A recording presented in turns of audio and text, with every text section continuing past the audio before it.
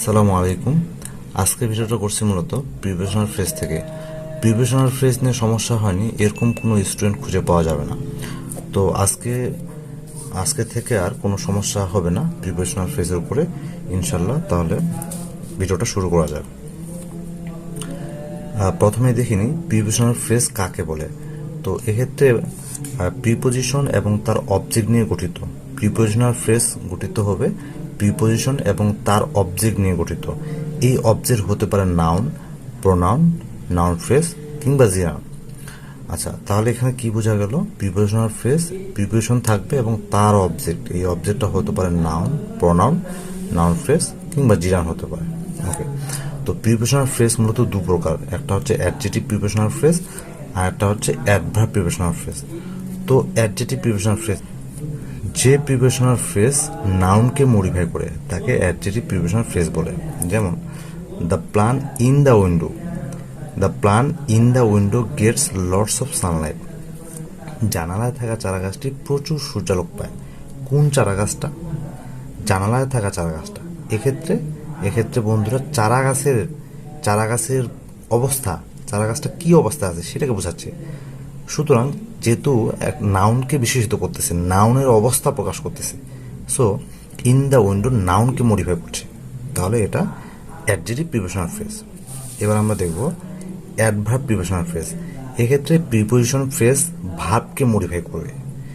এক্ষেত্রে prepositional phrase ভার্বকে modify করে। Example, the plant gets lots of sunlight in the window. প্রশ্ন হচ্ছে অনেক সূর্যালোক পাওয়া চারাগাছটি কোথায় আছে? দেখুন বন্ধুরা, কোথায় আছে, থাকা, এই যে ভার্বকে প্রশ্ন করা হচ্ছে যে কোথায় আছে, তাহলে ইন দ্য উইন্ডো, জানালায় আছে। কোথায়, কখন, কেন, কিভাবে দিয়ে প্রশ্ন করে যদি উত্তর পাওয়া যায় তাহলে সেটা আমরা জানি যে অ্যাডভার্বিয়াল ফ্রেজ হয়। এই জন্য এটা এসে যে অ্যাডভার্ব প্রিপোজিশনাল ফ্রেজ। কিন্তু এক্ষেত্রে অ্যাডভার্বিয়াল ফ্রেজের ক্ষেত্রে পার্থক্য হচ্ছে যে এখানে প্রিপোজিশন থাকতে হবে, যেহেতু এটা প্রিপোজিশনাল ফ্রেজ করতে যাচ্ছি আমরা। তো এখন তাহলে উদাহরণ দেখা যাক। Examples of prepositional phrase. Preposition যোগ নাউন, যেমনটা প্রথমে বলা হয়েছিল যে নাউন প্লাস আর প্রিপোজিশন প্লাস নাউন দিয়ে হতে পারে। তাহলে I am scared of ghost, এখানে স্কেয়ার হচ্ছে অ্যাডজেক্টিভ, তো এরপর হচ্ছে অফ প্রিপোজিশন, তারপর ঘোস্ট ভূত নাউন। তাহলে প্রিপোজিশন যোগ নাউন এই দুইটা মিলে প্রিপোজিশনাল ফ্রেজ হতে পারে। এরপরে দেখি বন্ধুরা, প্রিপোজিশন প্লাস হচ্ছে প্রোনাউন। তাহলে I read about him yesterday, আমি গতকালকে তার সম্পর্কে জানলাম। তাহলে এখানে প্রিপোজিশন আর প্রোনাউন, তাহলে প্রিপোজিশন আর প্রোনাউন মিলে প্রিপোজিশনাল ফ্রেজ হতে পারে। তো এরপরে দেখতে পাচ্ছি প্রিপোজিশন যোগ জিরান। তো এক্ষেত্রে প্রিপোজিশন থাকবে, তারপরে জিরান থাকবে। After finishing dinner she left the place. আমরা জানি ভার্বের সাথে আইএনজি যুক্ত হয়ে যদি নাউনের কাজ করে সেক্ষেত্রে সেটা জিরান হয়। তাহলে after finishing dinner she left the place, রাতের খাবার শেষ করে সে জায়গাটি ত্যাগ করলো। তো এভাবেও প্রিপোজিশনাল ফ্রেজ হতে পারে। এরপরে দেখি প্রিপোজিশন যোগ clause. It depends on how you do your duty, এটা নির্ভর করে কিভাবে তুমি তোমার ডিউটি করো। তাহলে এখানে প্রিপোজিশন আর how you do your duty, এটা একটা ক্লজ। আমরা জানি যে ক্লজ দুই প্রকার, ইন্ডিপেন্ডেন্ট, ডিপেন্ডেন্ট ক্লজ। তো তাহলে এটা ক্লজ আর সামনে প্রিপোজিশন, এভাবে প্রিপোজিশন যোগ ক্লজ নিয়ে এটা আমাদের প্রিপোজিশনাল ফ্রেজ হতে পারে। প্রিপোজিশন যোগ modifier. The car in the beautiful garage is mine, beautiful গ্যারেজে থাকা কারটি আমার।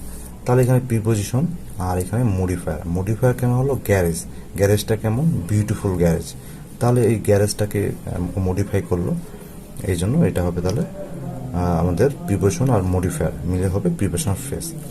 এরপর দেখি বন্ধুরা, please come at exactly 6 PM, কখন আসবে? ঠিক 6টায়। তাহলে এখানে প্রিপোজিশন দেখতে পাচ্ছি এবং এখানে শব্দ কিছু দেখতে পাচ্ছি। এরপরে দেখো বন্ধুরা, আরও কয়েকটা উদাহরণ এখানে আছে। যেমন because of the terrific weather he didn't go, she is sitting next to me, she pass the exam by cheating, কীভাবে পাস হয়েছিল? অসৎ উপায় দ্বারা। My dad took me to his office. তাহলে এই যে দেখতে পাচ্ছি আমরা যে প্রিপোজিশন বাই যোগে সামথিং, টু, তারপরে এখানে সামথিং, তাহলে প্রথমে কিন্তু প্রিপোজিশন থাকবে, তারপরে এরকমভাবে হবে। তো তারপরে এটা তো বললাম, she caught the bus on time, কখন ধরেছিল? নির্দিষ্ট সময়।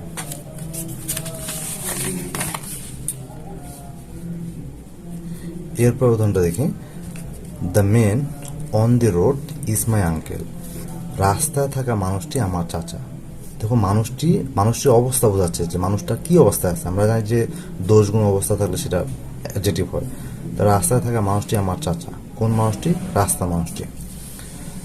Look at the girl with red dress. লাল কাপড় পরিহিত মেয়েটির দিকে তাকাও। কোন মেয়েটির দিকে? কীরকম মেয়ের দিকে? লাল কাপড় পরিহিত। তাহলে এটা মেয়ের অবস্থা বোঝাচ্ছে। তো তাহলে এখানে এই যে প্রিপোজিশন, তারপরে এখানে রেড ড্রেস মিলে, তাহলে এটা প্রিপোজিশনাল ফ্রেজ হবে। তো এরপরে have you read the story about the honest woodcutter. তাহলে এখানে প্রিপোজিশন, এখানে প্রতিবার শব্দ। কোন গল্পটি? কোন ধরনের গল্পটি? সৎ কাঠুরের গল্প। তো এক্ষেত্রে বলে নিই যে অ্যাডজেক্টিভ প্রিপোজিশনাল ফ্রেজ এখানে which, one, what kind, how much, how many, এগুলো দিয়ে প্রশ্ন করলে উত্তর পাওয়া যাবে। The ending of the story is really superb. গল্পের শেষটি ছিল চমৎকার। কি চমৎকার ছিল? গল্পের শেষটি। তাহলে এখানে the ending of the story, গল্পের শেষ অবস্থা বোঝাচ্ছে। Some prepositional phrase of the boys and girls of various types in every stage in the long run from various disease in this respect on the table, under the table, by dint of, in accordance with, in lieu of, in front of, with one eye ইত্যাদি, এগুলোরও অনেক ব্যবহার হয়। তো আজকের মতো এই পর্যন্তই।